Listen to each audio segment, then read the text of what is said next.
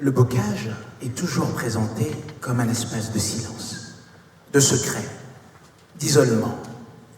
Il est probable que celui qui ne connaît pas le bocage ne verra rien, n'entendra rien, ne comprendra rien. En vérité, le bocage est transparent.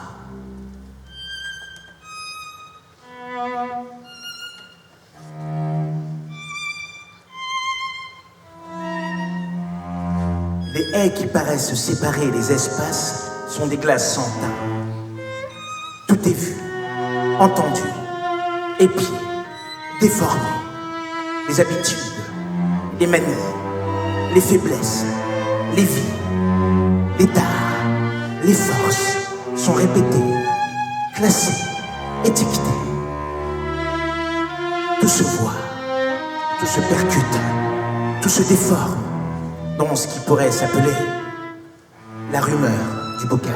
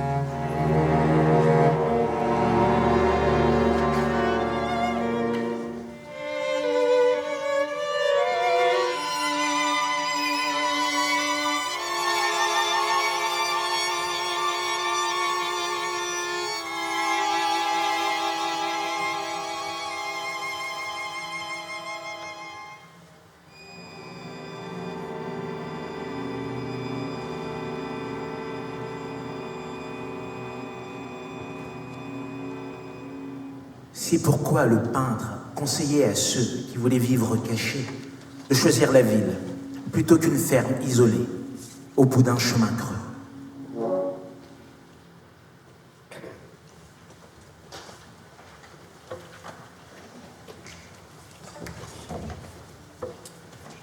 Jamais absence n'a marqué autant sa présence grâce à ces objets qui jouent un rôle essentiel dans l'activité du quotidien, qui rappellent les goûts, révèlent les saveurs, disent les odeurs du jour.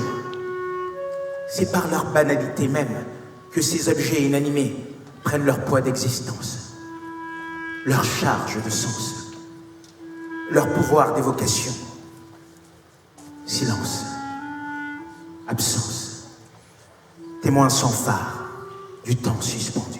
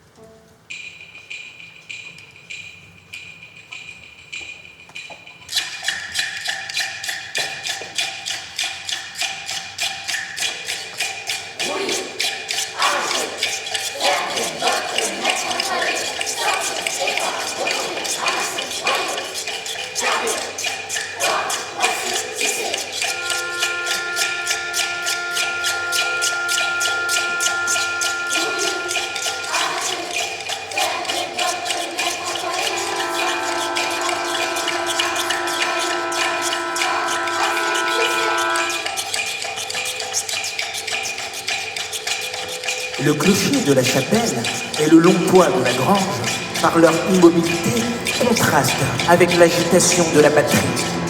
Les gestes, les attitudes, les profils convergent pour exprimer le mouvement où chacun a sa place dans cet ensemble orchestré qu'est une batterie où chacun joue sa partition.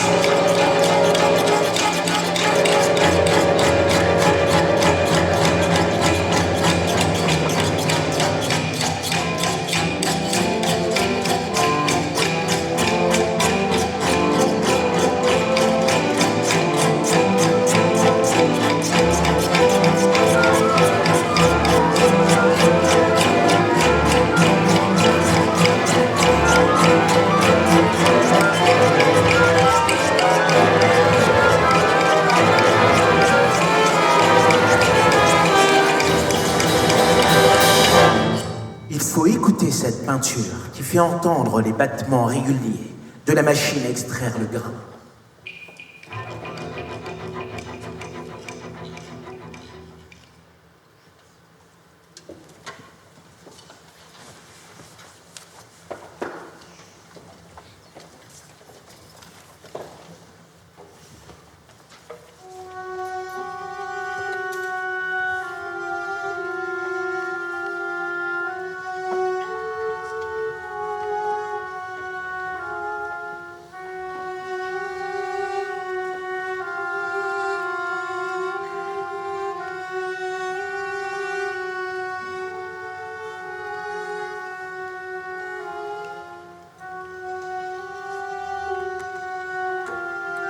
Les personnages, saisis dans leur quotidien, absorbés par leurs pensées, indifférents à nos regards, ne posent pas, ce qui les rend plus présents encore. La maîtresse, debout, sert la soupe d'un geste lent et mesuré. Le maître est silencieux de fatigue. Le commis a commencé le repas, et l'on entend alors la qualité du silence de ces êtres.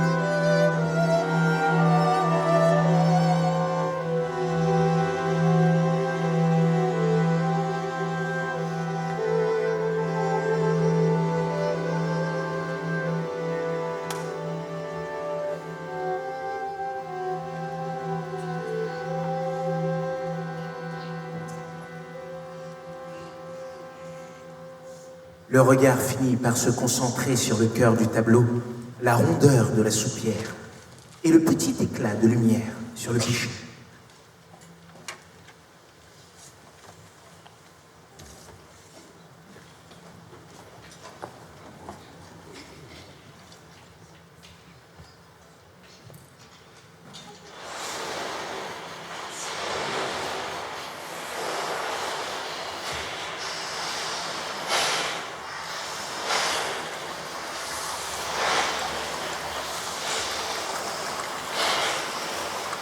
Les bourrasques de vent et de pluie, à la sortie de la messe, ont chassé les bavards du parvis de l'église. Trottinant de concert sur la route du retour, les trois bigotes échangent leur médisance du jour. Non. Tu crois? Pas possible. C'est vrai? Et ça alors? J'y crois pas. Tu vois, je te l'avais dit. Elles ont orienté leur parapluie contre le vent d'ouest, comme trois boucliers auréolant leur coiffure blanche.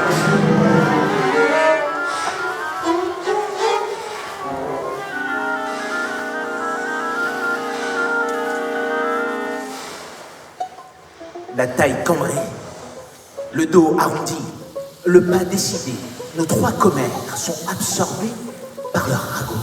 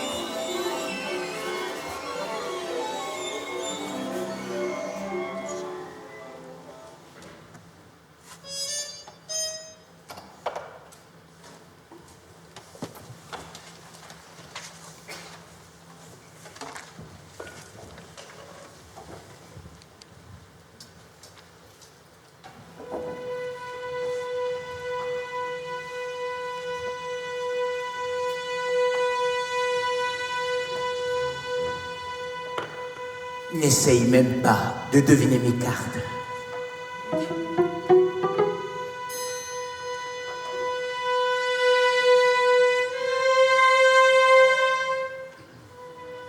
Tu es comme un aveugle au milieu d'un champ de blé.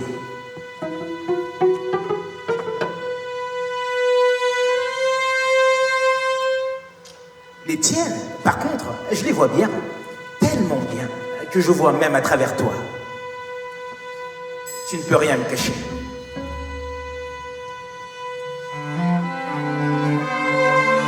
Tu es si transparent et si prévisible. Et même si cette fois tu as un beau jeu, à la fin de la partie, tu sais, non, tu ne sais pas. C'est moi qui gagnerai quand même. Tu sais, non?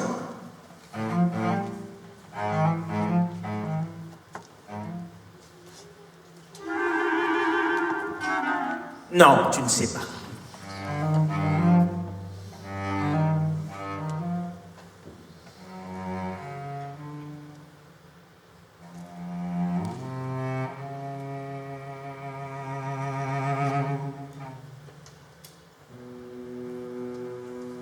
Quoi que tu fasses, j'aurai toujours un tour d'avance sur toi. Et c'est comme ça.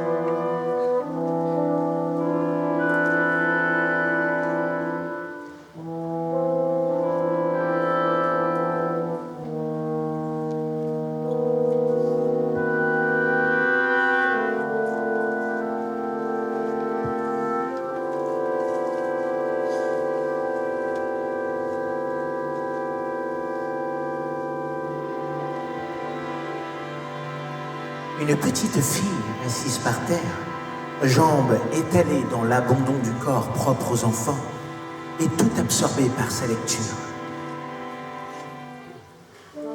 Calme et mystérieux, là règnent les objets voués au silence et au repos dans l'écoulement du temps.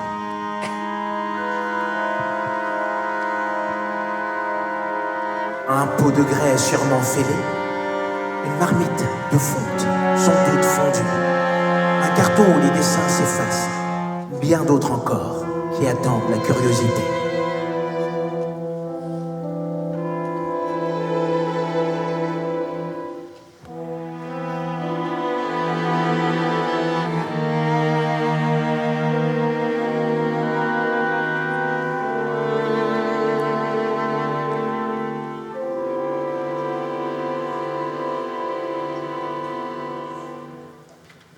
La petite fille, pas plus grande que ces objets, immobile et silencieuse comme eux, s'est emparée d'un univers où nous serons, nous, spectateurs et adultes, toujours exclus.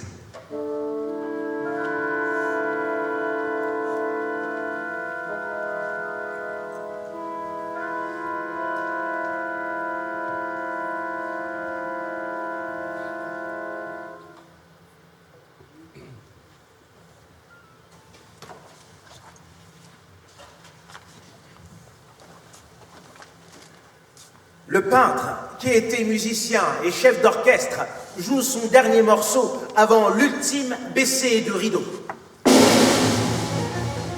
Il s'est placé sous un arbre dont les branches, comme des racines, accrochent les nuages. Il a voulu ses cheveux en bataille, comme tout interprète, à la fin de sa partition.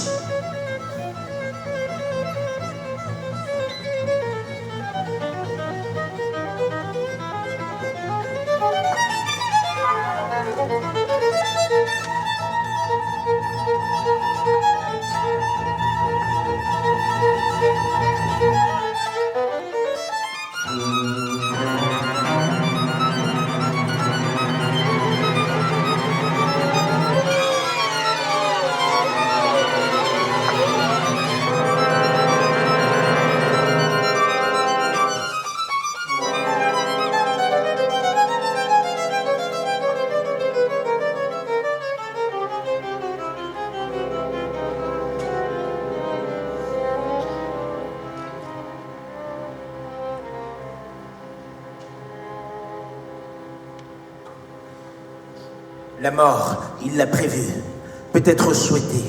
Elle l'a frappé au cours d'une de ses activités favorites. Il s'écroule en sortant son portefeuille pour acheter du tabac gris. Une belle fin pour celui qui aimait chanter du gris que l'on prend dans ses doigts et que l'on roule.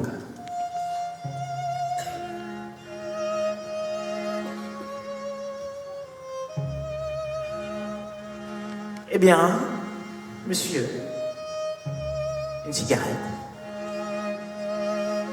une cibiche, ça n'engage à rien.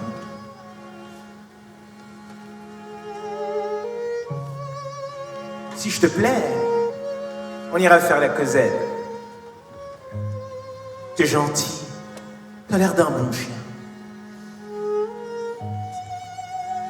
Tu serais moche, ce serait la même chose.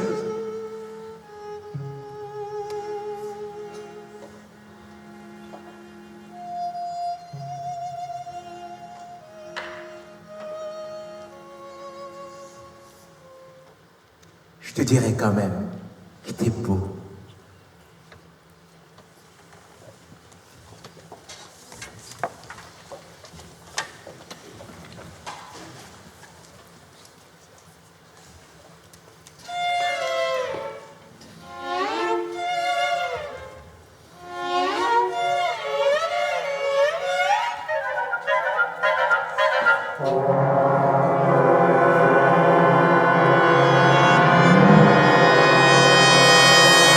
Si on m'avait dit qu'il fallait tirer la peinture avec le rouleau en la croisant, j'aurais tiré la peinture avec le rouleau en la croisant.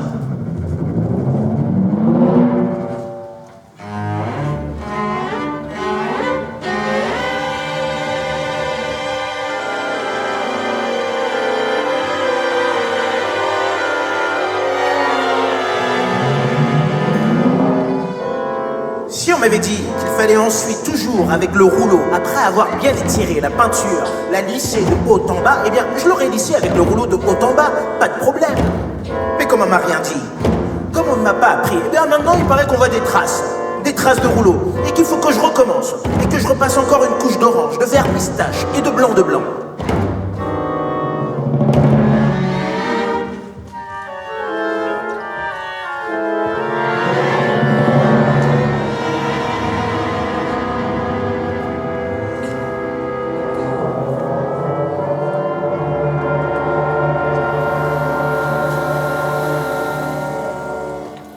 Moi, je pensais que les traces, c'était pas grave. Ça partirait tout seul, en séchant, comme les traces dans le ciel. Mais on m'a rien dit.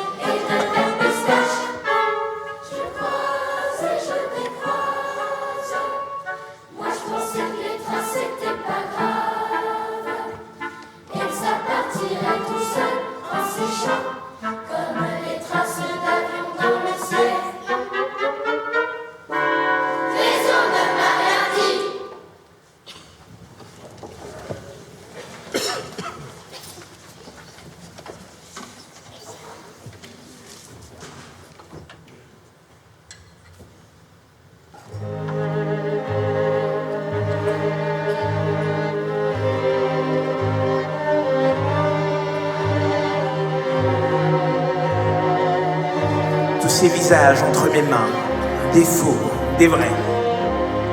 Tous ces soins de la peau au teint d'ébène, teint de porcelaine. Tous ces maquillages d'apparat, fond de teint, mascara, eyeliner, rouge à lèvres, mat toupée, c'est selon.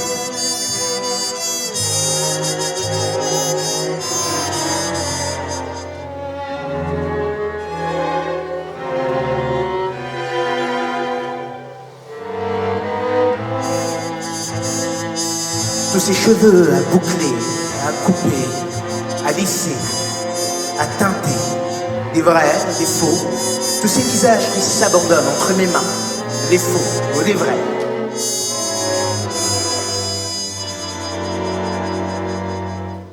Je n'y arrive pas, je ne suis pas d'accord avec ce que veut le prof.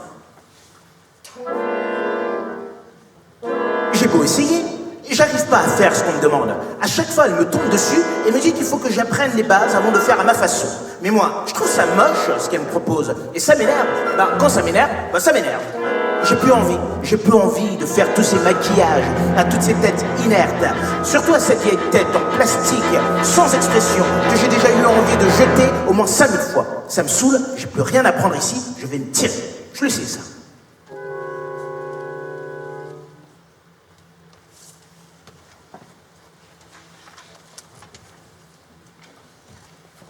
Qu'est-ce qu'on m'a dit déjà? Je fais 2 tours, mais dans quel sens? À droite? Ou à gauche? On m'a dit quoi? Je ne sais plus ce qu'on m'a dit. À gauche? À droite? Oui, c'est ça, 2 tours. Je m'en souviens bien. J'en suis sûr, 2 tours. Oui, mais le sens. Dans quel sens? Quel est le sens de tout ça? Il y a une chance sur 2 que je me trompe et que je fasse tout sauter, oui. Bon, d'abord, je peux me faire le scénario catastrophe, ok, mais je peux me faire aussi le scénario où il y a surtout une chance sur 2 que je trouve le bon sens. C'est vrai, les probabilités de réussite sont pas si mauvaises. Il faut que je prenne la confiance, c'est tout. C'est qu'une affaire de point de vue, tout ça. Alors quoi? Qu'est-ce que je fais? À droite? À gauche?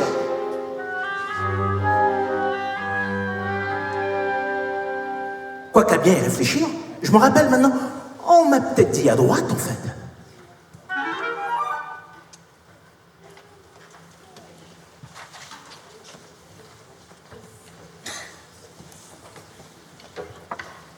Au début, Ça fait un choc de voir pour la première fois l'atelier.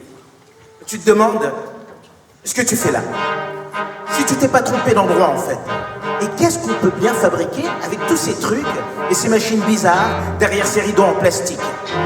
Tu te sens perdu.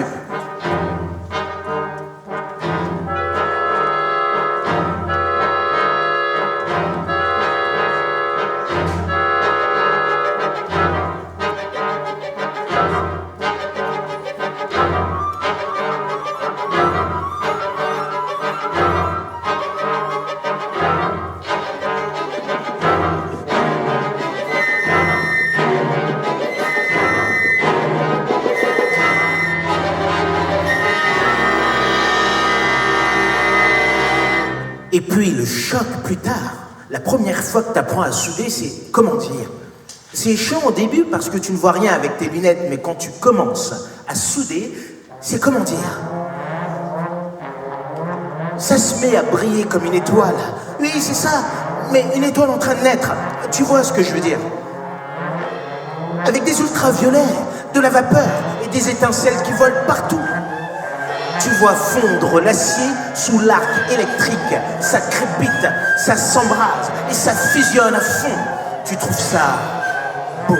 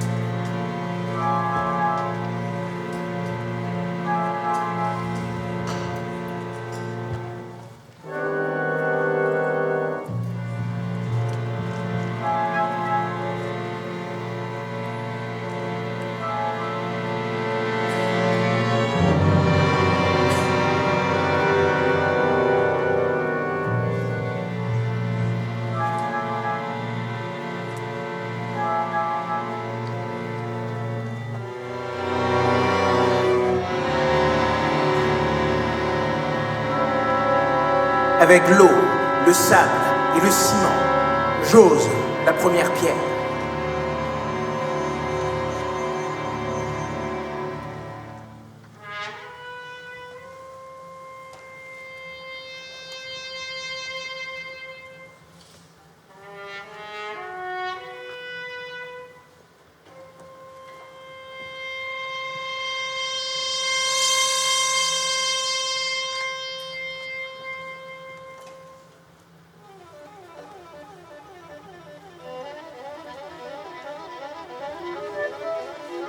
J'ose la première pierre, échafaude la brique, le parpaing et le bloc.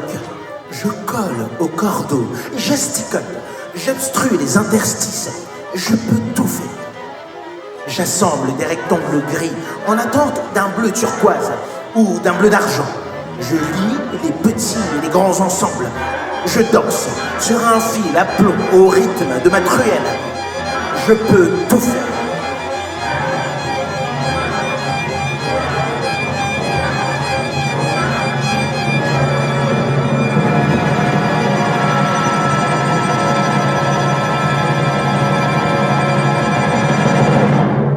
Je suis un bâtisseur, un ordonnateur des espaces. De mes mains gantées sortent de terre des immeubles, des stades, des écoles. Je dresse la cité nouvelle.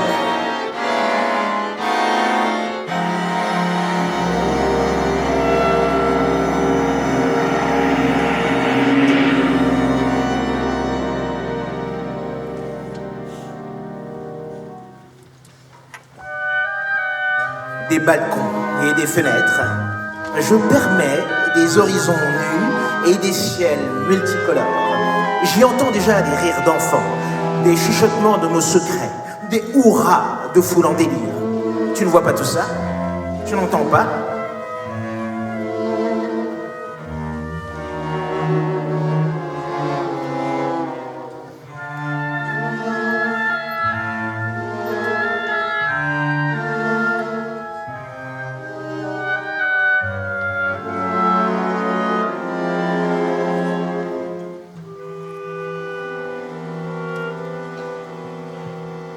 Non, il faut me croire, je te dis.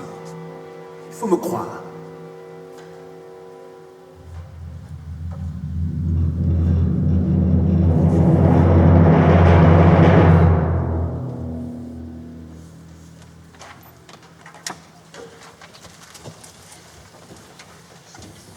Tu sais à quoi ça me fait penser, ce gros truc?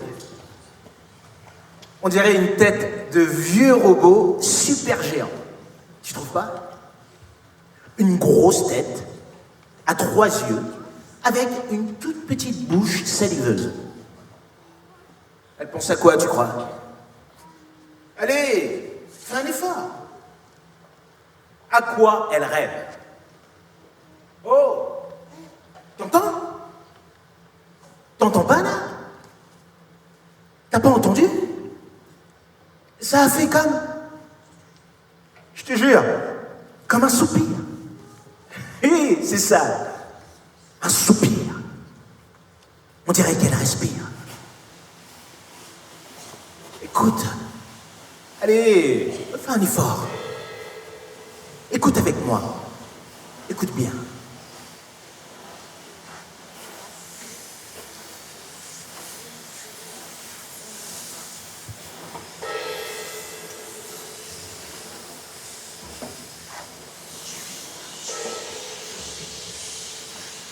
T'entends? Écoute. Écoute bien.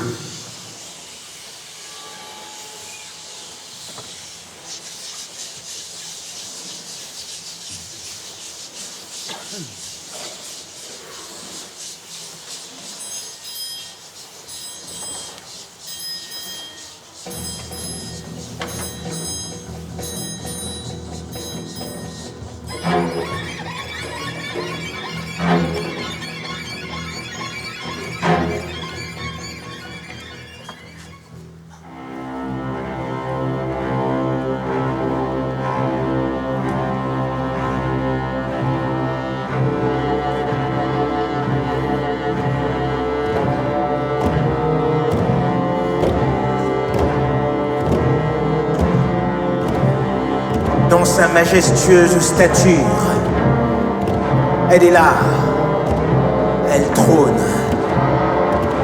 elle domine, elle observe, immuable.